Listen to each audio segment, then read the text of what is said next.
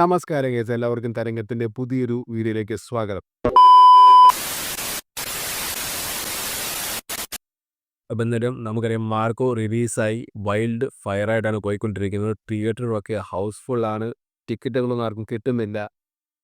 All over India actually നല്ല positive reports വരുന്നുണ്ട്. ഇപ്പോൾ നോർത്തിലൊക്കെ നോക്കിക്കഴിഞ്ഞാൽ നോർത്തിലെ റിവ്യൂവേഴ്സൊക്കെ ഇപ്പോൾ ഇതിനെ ഒരുപാട് സപ്പോർട്ട് ചെയ്ത് വീഡിയോസ് ഇടുന്നുണ്ട്. തിയേറ്ററിൽ നിന്ന് വരുന്ന റെസ്പോൺസൊക്കെ ഭയങ്കരമായിട്ട് വരുന്നുണ്ട്. അപ്പോൾ അവിടെ തന്നെ എങ്കിലും ഇപ്പോൾ ഷോകളൊക്കെ ഒന്നുകൂടെ ചെയ്തിട്ടുണ്ട്. ഇപ്പോൾ മലയാളത്തിലാണെങ്കിലും ഒരുപാട് ഷോസ് ഇപ്പോൾ ആഡ് ചെയ്തിട്ടുണ്ട്. പിന്നെ ഈ സിനിമയുടെ കൂടെ തന്നെ വേറെ സിനിമകൾ റിലീസായിട്ടുണ്ടായിരുന്നു. പക്ഷേ കൂട്ടത്തിൽ ഇപ്പോൾ എനിക്കൊന്നു കൊമ്പൻ ആയിട്ട് നിൽക്കുന്നത് മാർക്കോയാണ്.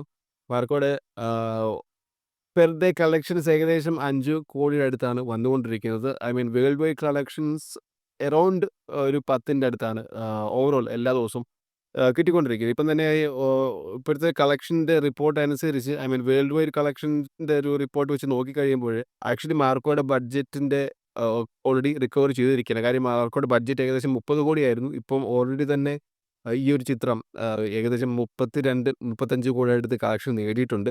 പിന്നെ അത് പതുക്കെ 40 കോടിയിലോട്ട് ആയിക്കൊണ്ടിരിക്കുകയാണ്. അപ്പം അങ്ങനെ നോക്കിക്കഴിഞ്ഞാൽ എനിക്ക് തോന്നുന്നു ഏകദേശം ഇതിൻ്റെ ഒരു നല്ലൊരു ഒരു എമൗണ്ട് ഓവർസീസിൽ നിന്നാണ് കിട്ടിയിരിക്കുന്നത്. ഏകദേശം ഒരു 15, 16 കോടി അടുത്തോളം ഓവർസീസിൽ നിന്ന് കിട്ടി. ഇന്ത്യയിലും ഏകദേശം ഒരു 17, 18 കോടി ഇന്ത്യയിലും കളക്ഷൻ വരികയുണ്ടായി. ബോക്സ് ഓഫീസിൽ ശരിക്കും കുതിച്ചുകൊണ്ടിരിക്കുകയാണ് മാർക്കോ. ഇനി ഇത് എത്രത്തോളം അതിൻ്റെ ഫൈനൽ കളക്ഷൻ വരും എന്നുള്ളത് നമുക്ക് നോക്കിക്കാണേണ്ട കാര്യമാണ്. കാര്യം നാളെ 25-ാം തീയതി ബറോസും റിലീസാണ്. ബറോസിനും വലിയൊരു രീതിയിൽ തിയേറ്റർ സ്പേസ് പോയേക്കാം. പക്ഷേ ബറോസ് എനിക്ക് തോന്നുന്നില്ല മാർക്കോക്ക് ഒരു എതിരാളിയായിട്ട് നിൽക്കില്ല. കാര്യം ബറോസിൻ്റെ ഒരു ഓഡിയൻസ് വേറെയാണ്. ബറോസിന് ആക്ച്വലി ചിൽഡ്രൻസ് ഫിലിമായിട്ടാണ് അവർ റിലീസ് ചെയ്യുന്നത്. അപ്പോൾ അതുകൊണ്ട് ചിൽഡ്രൻസിൻ്റെ ഒരു ഫാമിലിൻ്റെ സപ്പോർട്ട് അതിന് കിട്ടും. പക്ഷേ മാർക്കോക്ക് ഒരു യൂത്തിൻ്റെ വലിയൊരു സപ്പോർട്ട് വരുന്നതാണ്.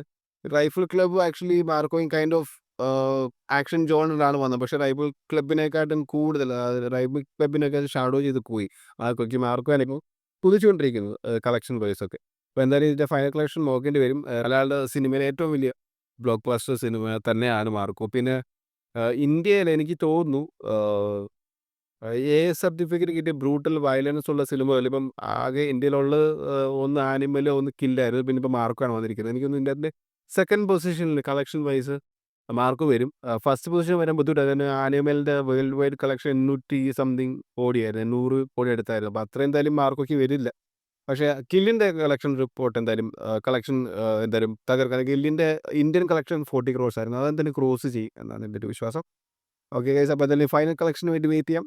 അപ്പം ഗൈസ് കൂടുതൽ വീഡിയോസും ന്യൂസിനുമായിട്ടൊക്കെ നിങ്ങൾ തീർച്ചയായിട്ടും ചാനൽ സബ്സ്ക്രൈബ് ചെയ്യാൻ മറക്കരുത്.